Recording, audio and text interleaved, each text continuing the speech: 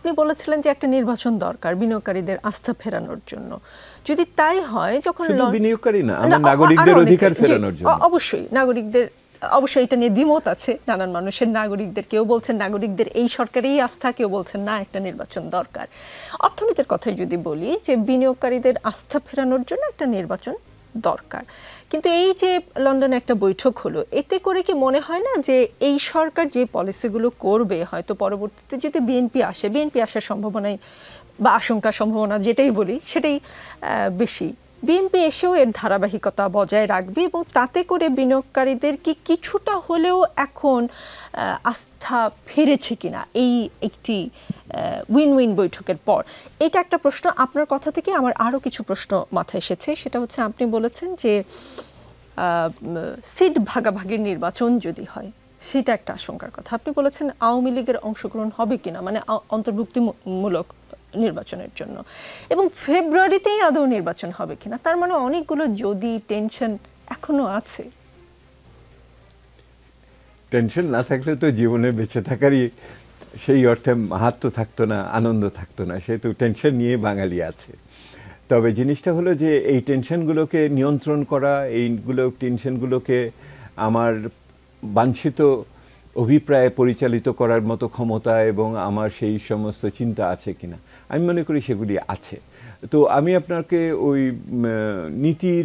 নীতি কাঠামো এবং তার ধারাবাহিকতার প্রশ্নে ফিরে যাই। সেটা হলো যে এই সভা হওয়া মানে এই না যে আগামী দিনে যে সরকার আসবে তারা এই চলমান সরকারের সব নীতিকে গ্রহণ করলো, আমি মনে করি না। এই জন্যই তো আপনাকে আগে আমি বললাম যে শুধু তারিখ তো তারিখ না, তারিখের সাথে আরও 10 রকমের জিনিস যুক্ত থাকে, এবং ওই তারিখটাতে পৌঁছানোর পথরেখাটাও একটা বড় জিনিস, যেটা কিন্তু এখন পর্যন্ত আমরা পাইনি। কারণ ওইটাও যদি আপনি ফেব্রুয়ারি মাসে নির্বাচনের জন্য যদি আপনি ডিসেম্বরে যে পর্যন্ত আপনাকে অপেক্ষা করতে হয়, এর ভিতরে অনেক কিছু ঘটে যেতে পারে, এই ব্যাপারে কোনো সন্দেহ নাই। এটা একটা ঘটমান বর্তমানের দেশ এই মুহূর্তে। তো সেইটার ব্যাপারে, আর সেটা হলো যে রাজনৈতিক দলই ক্ষমতায় আসুক না কেন, তার তো ঘোষিত নির্বাচনী প্রতিশ্রুতি থাকবে।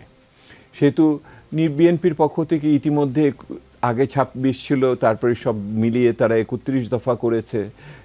আগামীতে হয়তো নির্বাচনী ম্যানিফেস্টো তৈরি করবে তারা। তো সেইটা হবে তাদের ধারাবাহিকতার ধারক বাহক। এই সরকারের সমস্ত কত অংশ তারা নেবে সেটা আমরা জানি না।